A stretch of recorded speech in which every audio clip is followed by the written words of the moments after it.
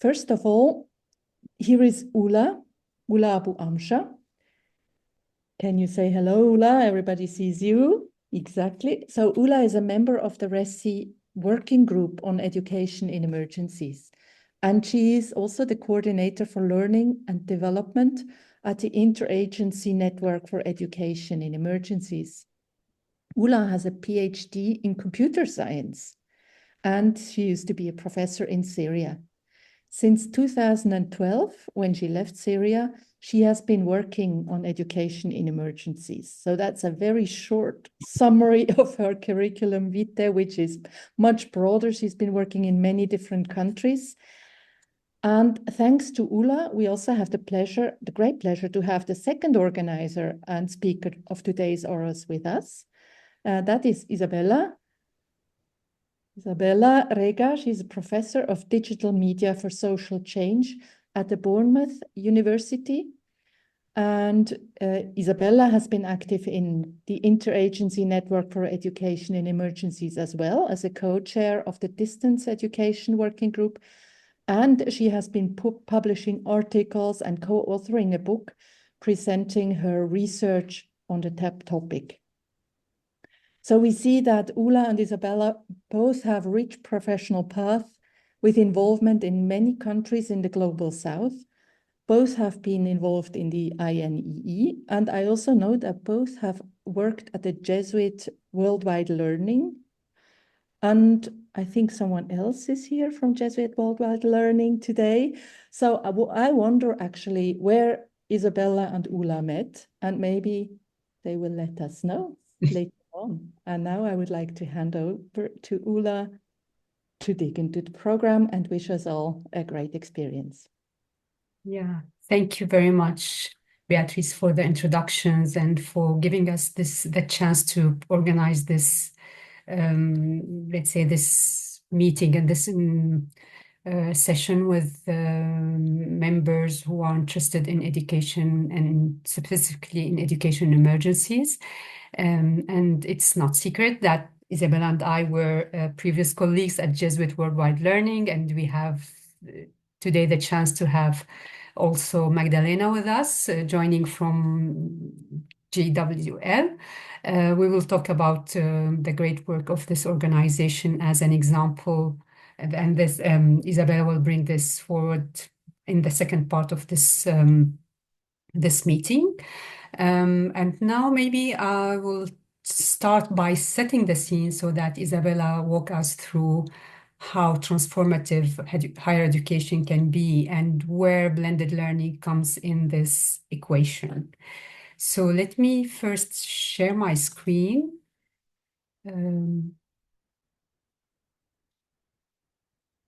So I hope you see my screen now. Okay, so I'll start just with a quick agenda. We will, as I said, I will set the scene for Isabella. We will discuss together what is higher education in emergencies, and then what are the challenges that face learners and students who are willing to get higher education when there are crises, and also what are the potential solutions and how we can create relevant solutions to them. And then if we have time, we'll go through a mapping so to help you explore existing solutions to support higher education in emergencies. And then Isabella will walk us through how transformation can be achieved thanks to a program that is delivered and organized by Jesuit Worldwide Learning as a good example and related to her research while she was with the organization. And then we will stop for questions and answers, and I hope you will have many questions for both of us. So thank you very much. Let me then now discuss together maybe what are emergencies. So it's kind of an obvious question, but not necessarily, because we might think of emergencies as being only conflicts or only displacement. But in fact, emergencies can englobe many different disruptions that can be slowly setting or rapidly. So you can think of drought, for example, pushing people to move from one place to the other as an emergency or a crisis. And also an earthquake is more a rapid crisis.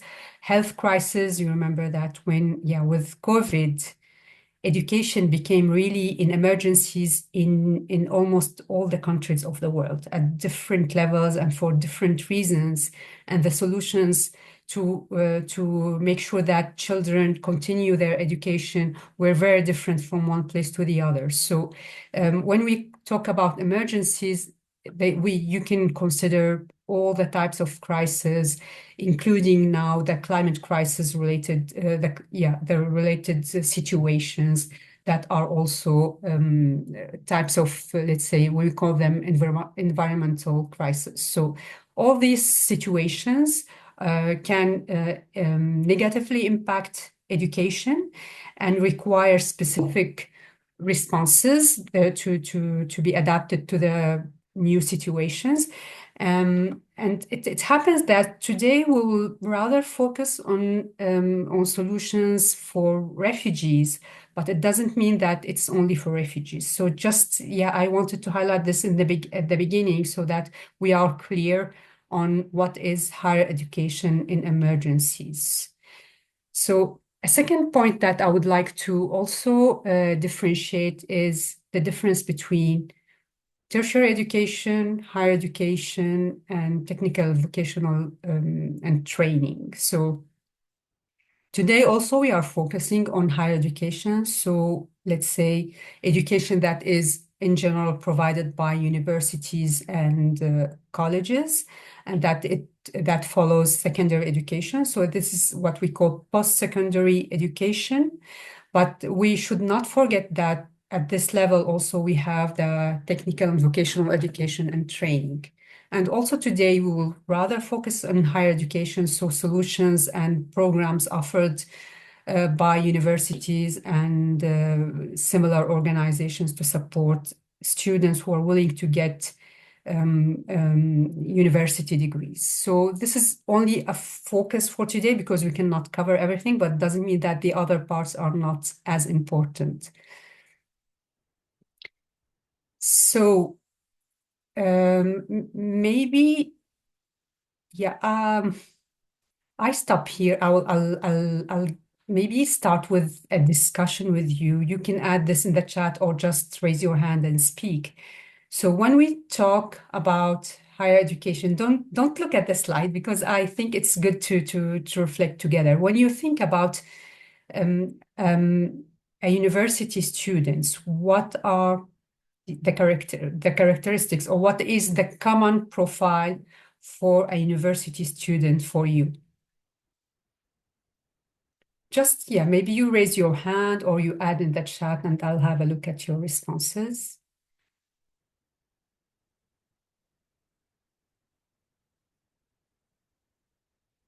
Who is the common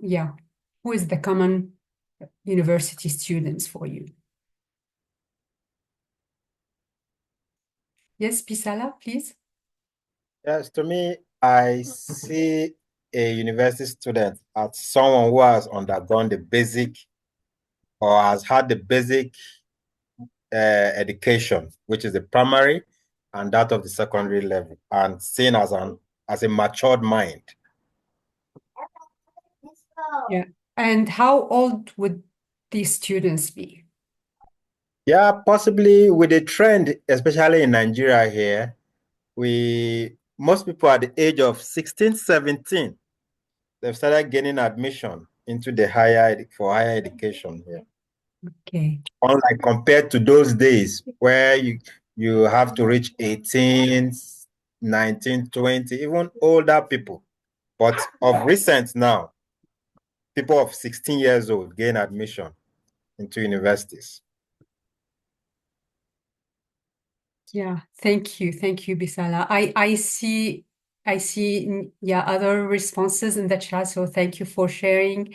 I see one, interesting saying Nigeria is from 16 to 50. Carol is saying that age should not be limited, or yeah, there should not be limitations on age. And Peter is saying person who is job training. So job or the career is part of the reason why people want higher education. So that's right. And in most of the places it is the case. And sometimes it's only for the sake of higher education. So yeah, that's let's say that's right. And that's the case in many places.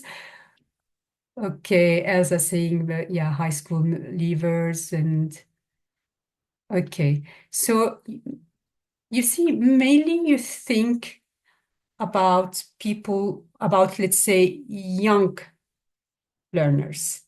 And this is the, let's say, the traditional situation in normal contexts, but it's not always the case for emergencies, because what happens with emergencies is that people might be, the education might be disrupted and people have other responsibilities, so they are not always able to continue their education as soon as they finish the secondary school. And also in many places and in many contexts, they want to pursue their higher education, but they cannot do it for full time. So here we have a good proportion of people who would be part-time learners and not full-time learners that you immediately think of when you think about let's say, higher education students. I also highlighted that in some places they can be full-time. And if there are refugees in a refugee camp and they are not able to find a job, so they have time for studies, but in other places they need to work and they need to provide to their families, so they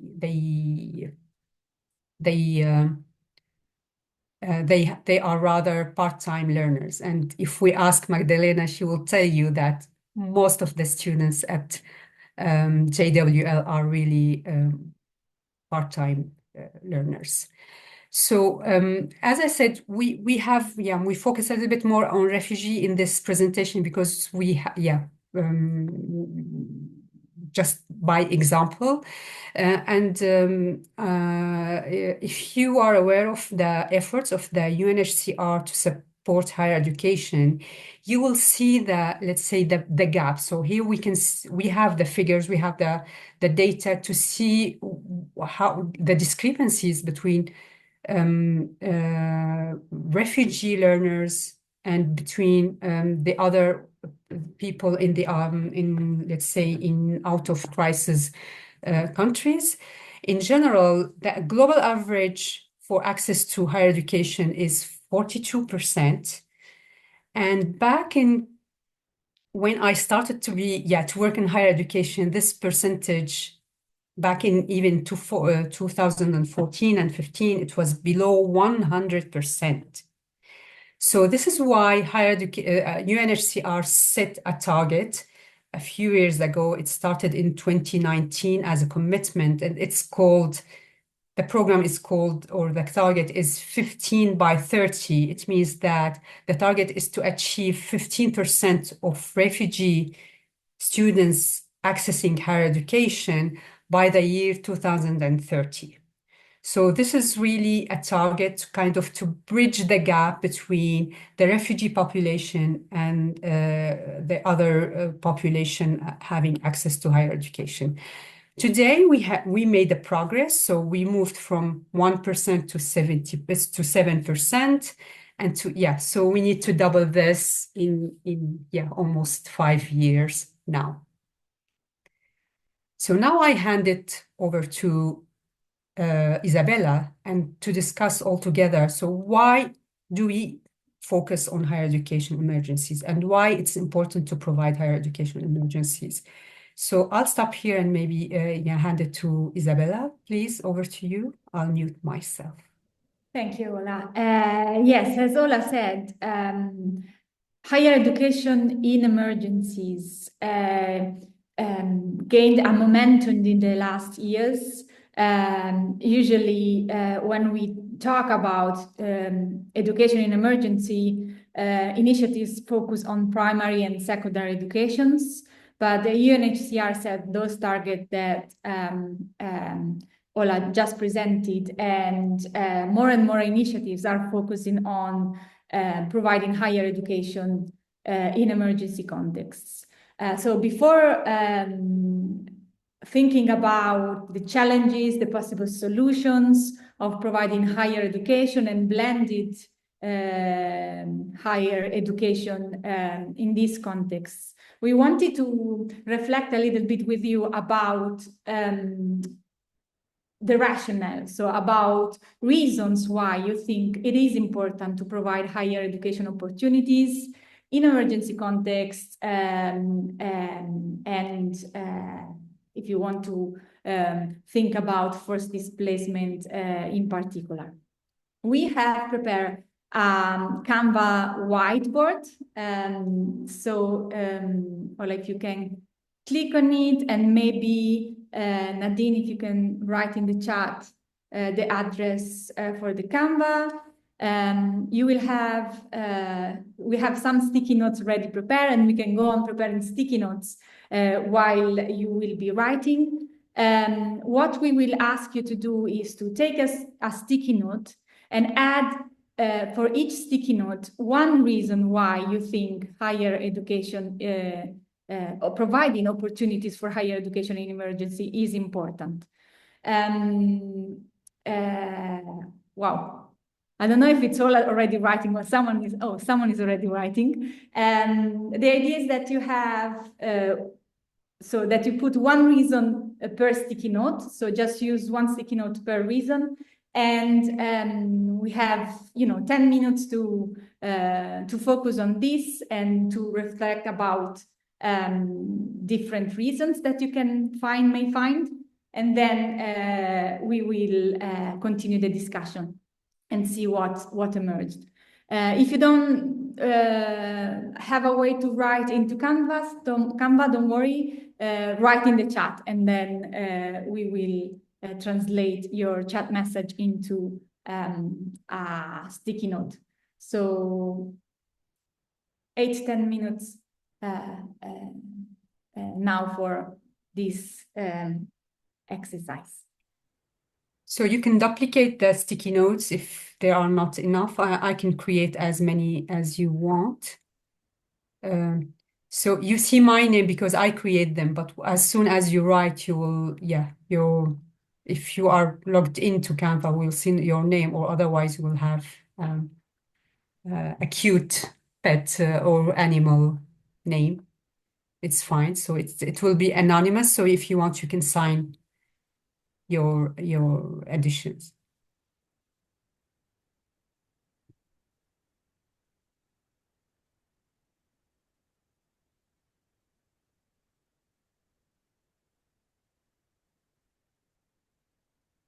There are so many interesting aspects.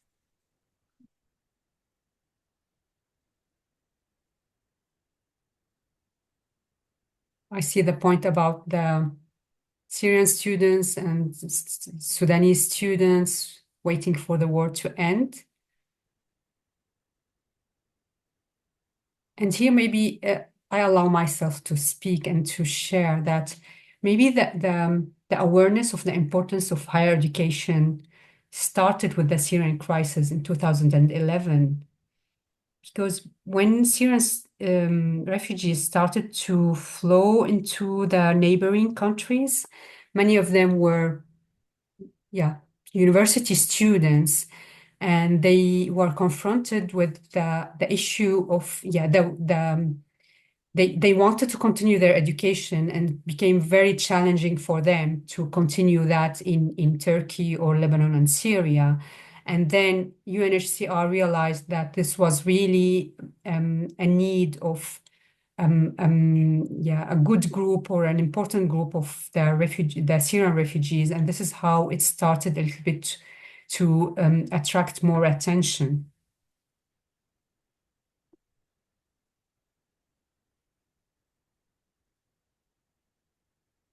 yeah, I see reasons around labor market.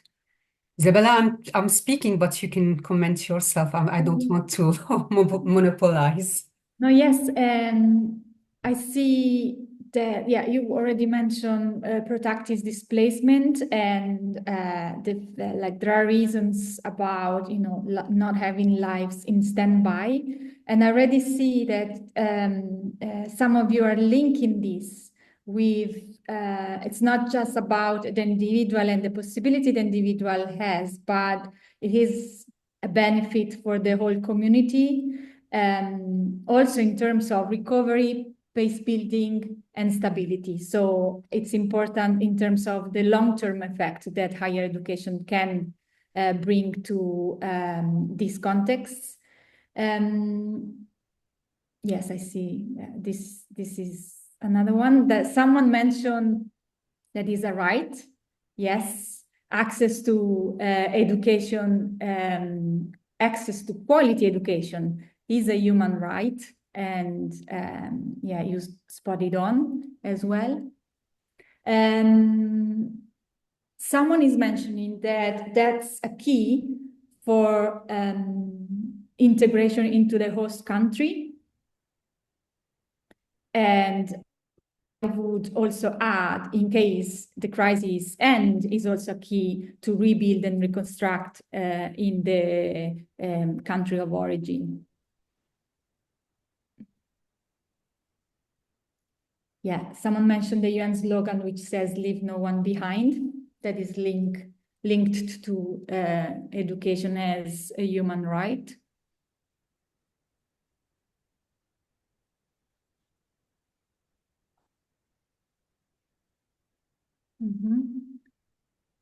And then I see someone mentioning boost moral or self-confidence, self-esteem. So higher education as a tool to also provide self-growth and nurture self-growth.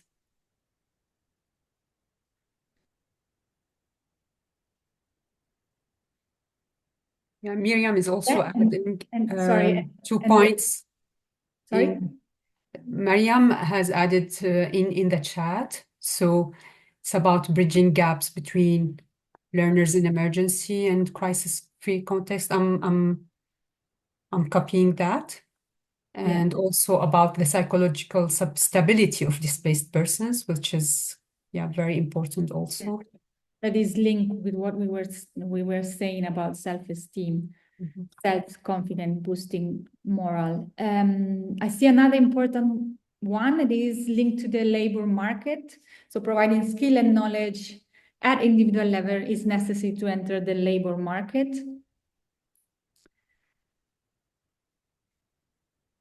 And Carol is highlighting integration in general in the host country. I also see someone, it's not a reason, but mention an important point as so much potential being wasted if creative and innovative students are not empowered to continue their studies. Or it's a reason if we think about it as giving everyone the possibility to blossom and use their full potential in their lives. Okay, wow. Yes. It's nice. Thank you very much. I just want to, like, someone is finishing typing. Yeah, you can continue to add and we will get back to it. You will continue to have access to this Canva and read what all of us have added here. But I want to read just the last one. Feeling valued, that alone is a good reason. So thank you very much, Ola. If you can, you can go back to the slides. And I think, yes, I think the discussion and the Canva mapped out and already sketched and addressed the main reasons that I highlighted in this slide. So the first one, as we said, is access to quality education is a human right. We talk about how access to higher education, according to UNHCR, is the surest road to recovering a sense of purpose and dignity after the trauma of displacement. And then many of you mentioned the potential for transformation, the transformative potentials, both at an individual level and a community level. So providing high quality opportunity at higher education level may turn students into leaders in their contexts where they are, leaders in the host country, leaders for their local community, leaders if they are able to come back in their countries of origin. And it harnesses the creativity, energy, and idealism of young refugees and adults. In this way, they can become role models and cultivating critical skills for decision-making, amplify their voices. And this all can trigger a rapid generational change that has an impact in the community. This was all captured in your sticky notes. And the last element that I wanted to highlight with these slides that also you addressed and you already noted is that higher education is key also as a protection instrument in context of crisis and help develop human and social capital that is necessary to rebuild the lives of the people living in crisis and their communities. And I see that Cianugo is going on and other people are going on commenting in the chat, you know, mirroring and reflecting what we are discussing, that higher education is key to fostering inclusions, conflict resolutions, and human rights. From Nigeria. So thank you very much. This was very rich. Now we want to, so this is why it is important. I think it's very clear to everyone in this virtual room. We wanted now to focus on challenges and solutions. So when we think about higher education in emergencies, we want to think about what are the challenges and then reflect about what are possible solutions to address those challenges. You mentioned a lot of these challenges. These challenges have emerged by a study that an organization called Istidama did for INE, exactly about blended learning, higher education challenges and opportunities. I wanted, as I said, you capture them all. Probably what I would add is the gender dimension, so how gender could prevent female young people to access to higher education. And then in the challenges addressed through program design, I think I want to mention two very relevant elements. The first one is the relevance to the community needs. So we talk about the fact that it's important that people recognize the importance of higher education, but also that people can know about the higher education opportunities that are present and available to them, but also that these are crafted according to the local needs. And the other one is the relevance to future aspirations. So again, there need to be a match between the provision of higher education opportunities and the aspirations of the young people in any given context. So now it's over to Isabella to tell us through how higher education can bring the transformation. So we discussed that higher education has a meaning, even in emergencies, and it has its relevance. We explored together challenges. We explored ways of overcome these challenges with some types of solutions. And now we arrive now to discuss what is the impact and part of the impact, of course, of higher education on transforming the persons, the individuals and their communities. Over to you, Isabella. Thank you. Yes. And to do so, I would like to draw on some lessons learned from one impact project that I was leading and involved in when I had the chance to work for JWL a few years ago. Times fly. That is the diploma in liberal studies. So the task of this research, the goal of this research was to investigate the impact of these programs. There was a 10-year long-lasting program offered by JWL in 2, 3, 4, 5, 6, 7, 8 locations around the globe to more than 1,000 students. Starting from understanding the impact from the voices of the graduates themselves. So the Diploma in Liberal Studies is a blended learning, or was a blended learning program. JWL offers blended learning programs. In this case, there are few components in this blended learning framework. There is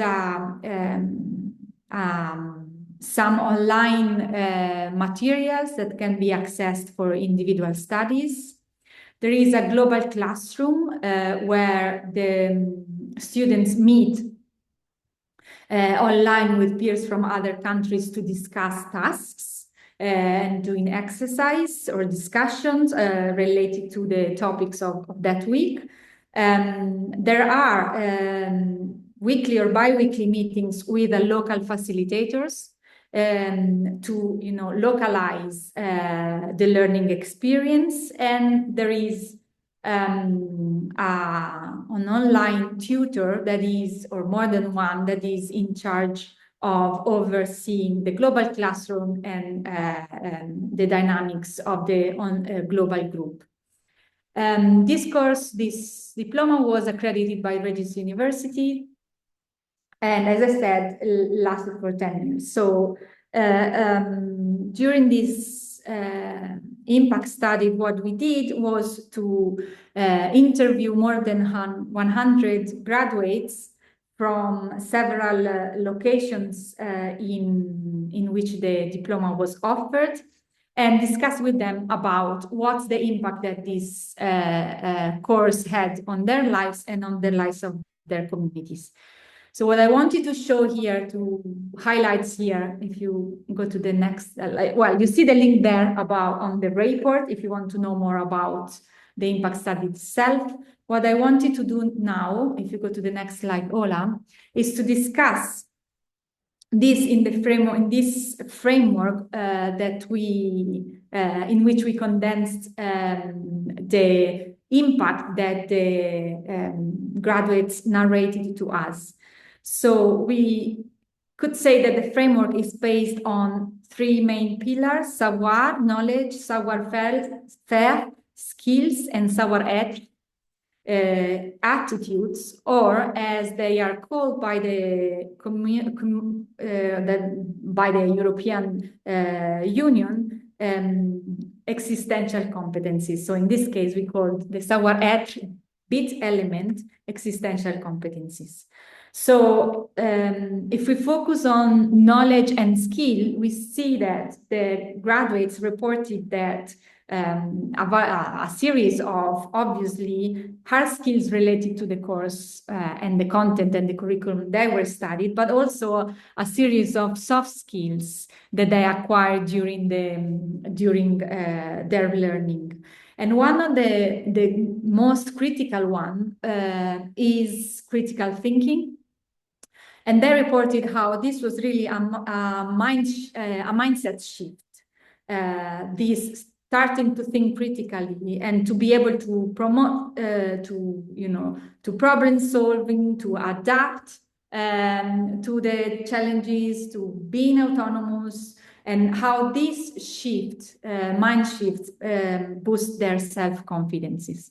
So this was the first type of impact that we discover through their voices, the impacts in terms of acquired knowledge, acquired skills, and acquired focus on critical thinking.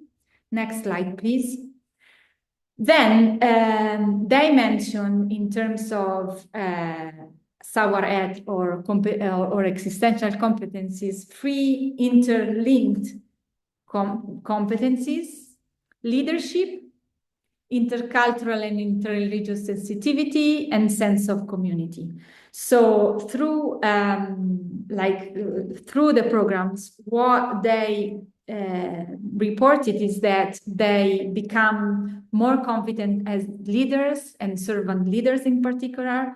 So they acquire the capability of finding one's own voice, their own voice, and to be able to carry and amplify the voices of their communities, of the voiceless, as they framed it. The second one is intercultural and interreligious sensitivity. We haven't talked much about the context, but if we think about a situation of protracted displacement, often we're thinking about, we say community, but it's several communities, communities coming from different countries with different languages, forced to live together, right? So this living together is not always peaceful. So it was crucial, the intercultural and interreligious sensitivity competence that they mentioned and achieved, and also because of how the program was structured. I mentioned the global classroom in which the student had the possibility also to interact with different peers in different parts of the world.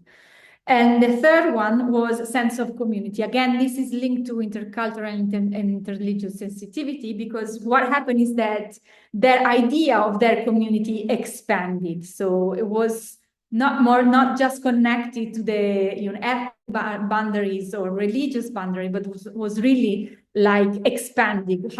What is the community I have to care for? I want to care for. This idea really enlarged.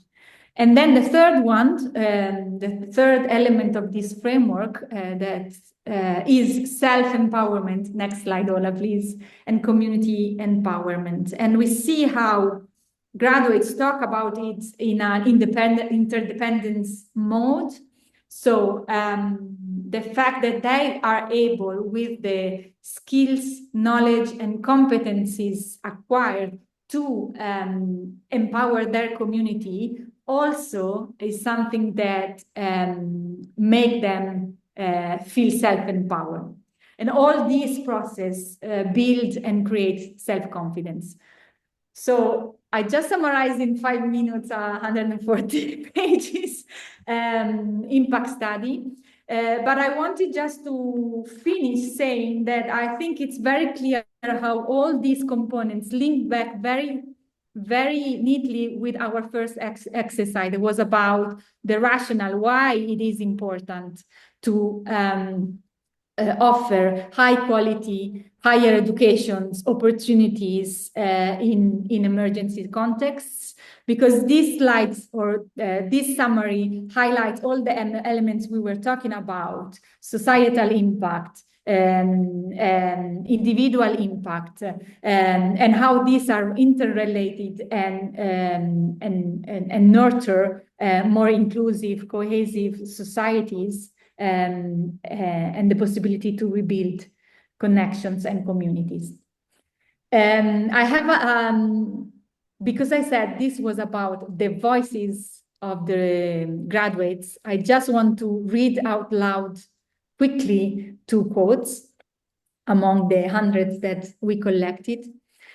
The first one is about individual empowerment. If I had not had a chance to study in the diploma program, I think I was not going to be who I am today. I would not have a voice. I would not have the power to stand as a woman in the community, in my family. So it's like light that takes away darkness from my eyes. I'm able to see now the right path to take. This is a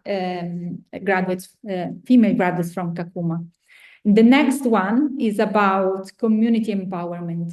There is a kind of bond between community members, and the love that overflows from us is what helps us to keep this place more safe. I'm not sure if Dzaleka is a refugee camp in Malawi, would be a welcoming place like today. So the program helps not only me, but the whole community to be a better place to live in. And I think the diploma will help me to get maybe what I need in making my lifestyle change. I can't change my life without changing my community or environment. And this shows beautifully how the tools, community, societal and individual empowerment and transformations are linked. Thank you very much.